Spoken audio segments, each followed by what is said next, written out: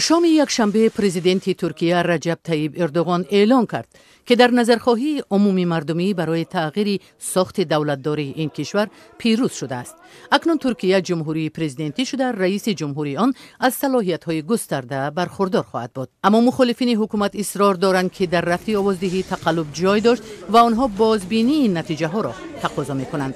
Milletin kararına saygılıyız. ما رأی مردم را احترام میکنیم، ولی قرار شورای عالی انتخابات روی رأی مردم سایه گذاشت. نتیجه رفراندوم برای بحث مطابقت آن به قانون در شعور مردم باز شده است. Referandumun meşruiyetini tartışmalı hale getirdiler.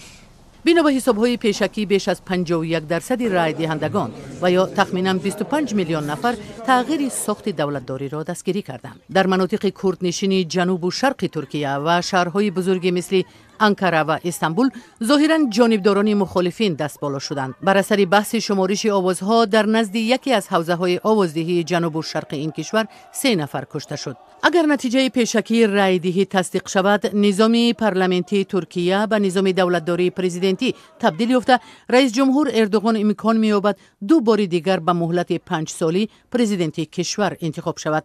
از زمان تبادلات ناکام دولتی در ماه ایول سال گذشته، ترکیه در وضع اضطراری قرار دارد. در این مدت حکومت ترکیه 47,000 نفر را به حبس گرفته، 120,000 دیگر را از کار برکنار کرده است. بعد انجام آوازدهی در استانبول تقریباً 300 نفر با ظرف‌های میسین به کوچه برآمدند. در طرف دیگر استانبول باشد، پرزیدنت اردوغان با طرفدارانش پیروزی را جشن گرفت. Yapacağımız çok şey var bu ülkede.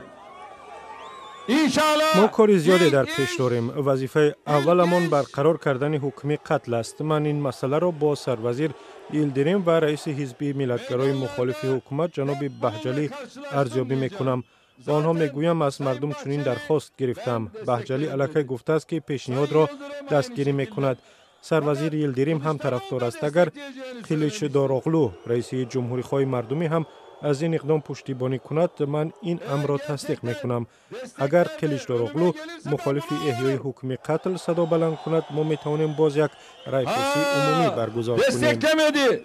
O zaman yapacağımız şey ne? Bir halk oylaması da onun için yaparız.